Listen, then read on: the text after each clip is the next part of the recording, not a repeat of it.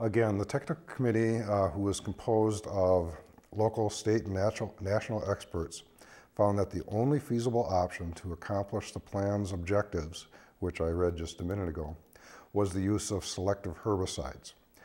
So in other words, we eliminated all other options as being not feasible or not effective or both for this project. Next slide, please.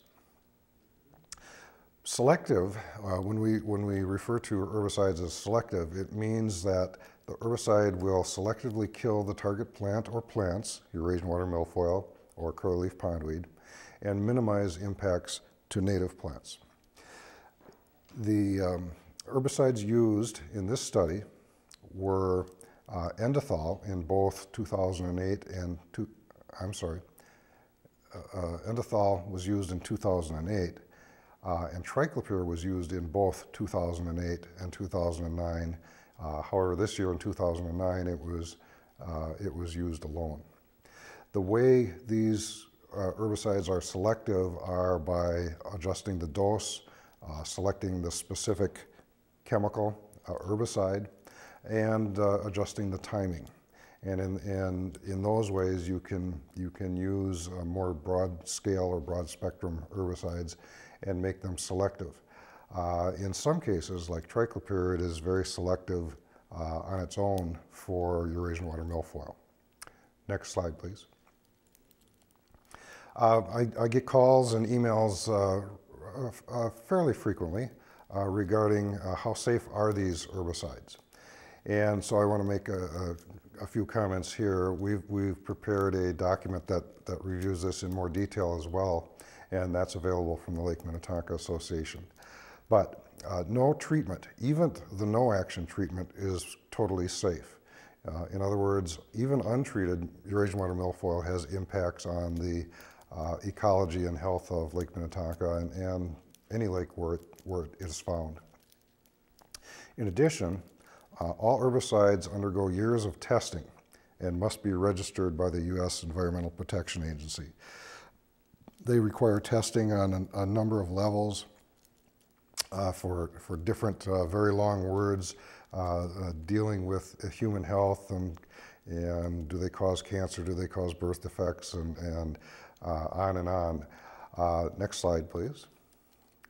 The tests are designed to, and the product registration must meet this standard, and that is an acceptable level of toxicity is defined as that level of the pesticide, or herbicide in this case, that is present in fish or water in which a lifetime of human consumption is not likely to cause adverse health effects in humans.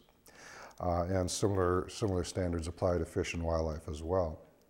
There are many and significant margins of safety built in here. The most obvious one in this case, using herbicides on Lake Minnetonka, is that simply most people don't drink the water from the lake. And so the exposure from consumption over a lifetime is greatly minimized that way just because of the fact that we don't drink it. And even those who do eat fish frequently from the lake, there's still sufficient safety and safeguards built in there. Next slide, please. So what are the results? As I mentioned, in year one, 2008, 3 bays were treated, and the results in general terms are that there was some milfoil control, but it varied with the bay. We found after the treatments that the liquid herbicides that were applied had been diluted more quickly than was planned, and therefore the contact time was insufficient and the level of control was not what we had expected. That said, there were no harm to native plants, and there was some control, although it varied with each bay, but enough so that the shoreline cleanup objective was met. In other words, enough milfoil was controlled that it didn't become that problematic, and therefore there wasn't much left to wash up onto the shore. Next slide, please. As a result, and I'll point out that we've we've provided for a lot of monitoring and sampling to occur throughout this project so that we can make adjustments. And we did. After the first year and prior to the second year, these adjustments and modifications were made. First of all, we decided rather than focusing on both milfoil and curlyleaf pondweed, we'd focus in year 2 on milfoil only, which resulted in a different combination of herbicides, different timing, and so on. And then the rationale there was let's not preemptively treat curlyleaf pondweed. Rather, let's wait to see if it becomes a problem. Sometimes it does, and sometimes it doesn't. We treated later, about a month later compared to 2008. We switched to a granular product as opposed to a liquid product. And we sought and received a guarantee or warranty from the applicator. The warranty was that if milfoil was controlled to less than 80%, or if there was less than 80% milfoil control, they would come back and retreat the areas where milfoil had not been controlled. And by the way, that guarantee did not need to be exercised this year. Next slide, please. So the results of year 2, just grays and Phelps Bay this year in 2009. Good news, milfoil free.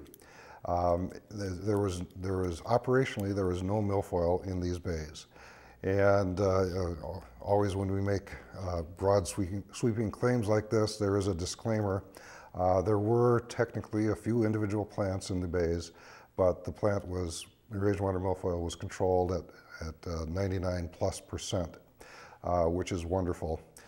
In fact, when we toured the bay in late August, the DNR staff person who had his rakes and hooks found only a single plant in Grays Bay that morning. So it was, in all practical purposes, milfoil free. Carmen's Bay did not participate in 2009 due to insufficient funding. The damage to native plants was minimal. We noted some damage to lily pads, although they recovered, and there were some deflections or reductions in some native plants, but there were also some increases in other native plants. All in all, the level of damage was deemed to be normal or within normal limits, and therefore met the project's objectives. There was no shoreline cleanup, and then one of the restrictions that goes with applying the triclopyr chemical was there are watering restrictions posted following the treatment until such a time that the residues in the water go below certain critical limits. And this year that took about 30 days. Next slide, please.